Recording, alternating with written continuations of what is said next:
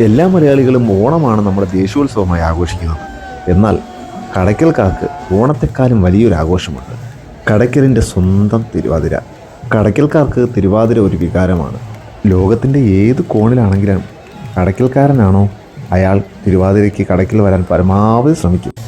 എങ്ങനെയെങ്കിലും ലീവൊക്കെ എടുത്തായിരിക്കും വിദേശത്ത് നിന്ന് പ്രവാസികൾ കടയ്ക്കലേക്ക് വരുന്നത്. ഓരോ കടയ്ക്കൽക്കാരനും അത്രയ്ക്ക് വികാരമാണ് കടയ്ക്കൽ തിരുവാതിര. എഴുന്നള്ളത്ത് കഴിഞ്ഞ് എടുപ്പ് കുതിരകൾ അമ്പലത്തെ വലം വെച്ചപ്പോഴാണ് ഞാൻ അമ്പലത്തിലേക്ക് എത്തിയത്. വിവിധ കരക്കാരുടെ നേതൃത്വത്തിലാണ് ഓരോ എടുപ്പ് കുതിരകളും കൊണ്ടുവരുന്നത്. ഇപ്പോൾ 7ഓളം കുതിരകളുണ്ട്. ആദ്യ 2 കുതിരകൾ അമ്പലത്തിൽ പ്രവേശിച്ചു കഴിഞ്ഞു. തെക്കേക്കരക്കാരുടെ കുതിരയാണ് ആദ്യം അമ്പലത്തിലേക്ക് പ്രവേശിച്ചത്. തൊട്ടുപിറകെ തന്നെ കാളി എന്ന് പറയുന്ന കുതിര. അപ്പൂപ്പനും അമ്മൂമ്മയും 8 കാളകളും കതിര് കുതിരകളും എല്ലാം ഈ എഴുന്നള്ളത്തിൽ പങ്കെടുക്കും കേട്ടോ. ഭക്തി നിർഭരമായ അന്തരീക്ഷത്തിൽ ദേവിയെ മനസ്സിൽ ധ്യാനിച്ചുകൊണ്ടാണ് ഓരോ ഭക്തനും കുതിരയെ തോളിലേറ്റുന്നത്. വ്രതാനുഷ്ഠാനങ്ങൾക്ക് ശേഷമാണ് കുതിരയെടുപ്പിലേക്ക് ഓരോ ഭക്തനും കടക്കുകയും ചെയ്യുന്നത്. കുതിരകൾ അമ്പലത്തെ വലം വയ്ക്കുമ്പോൾ ഇവിടെ കൂടിയിരിക്കുന്ന ജനക്കൂട്ടം ആർപ്പോ വിളികളോടുകൂടിയാണ് ഈ കുതിരകളെ വരവേൽക്കുന്നത്. മുൻവർഷങ്ങളിൽ നിന്ന് വ്യത്യസ്തമായിട്ട് എനിക്ക് തോന്നിയ ഒരു കാര്യമുണ്ട്. ഞാൻ ഉൾപ്പെടെയുള്ള ഈ കൂട്ടത്തിലുള്ള ആളുകൾ എല്ലാവരും മൊബൈൽ ഫോൺ വഴി ഇതിൻ്റെ ദൃശ്യങ്ങൾ ഒപ്പിയെടുക്കുകയാണ്. പണ്ടുകാലത്ത് നമ്മൾ കണ്ണുകൊണ്ട് കണ്ടിരുന്ന കാഴ്ചകൾ ഇപ്പോൾ മൊബൈൽ ഫോൺ വഴി കാണാനാണ് എല്ലാവരും ആഗ്രഹിക്കുന്നത്. അതുകൊണ്ടാണല്ലോ അത് നിങ്ങളുടെ മുന്നിലേക്ക് എത്തുകയും ചെയ്തത്.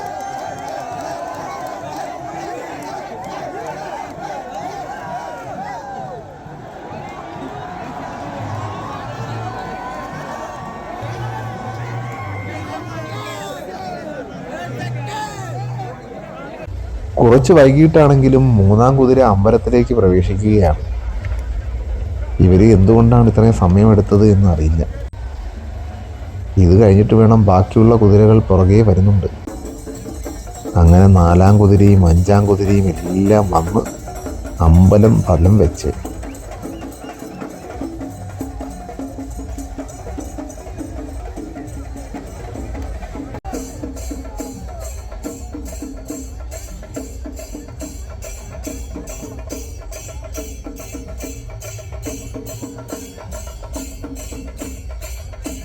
ഇനിയുള്ള ഒരാഴ്ച ഓരോ കടയ്ക്കക്കാരനും ആഘോഷത്തിൻ്റെ നാളുകളാണ്.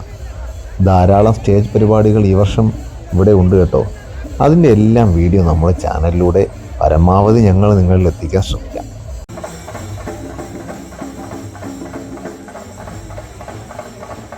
എല്ലാവർക്കും 1000 തിരുവാതിര ആശംസകൾ.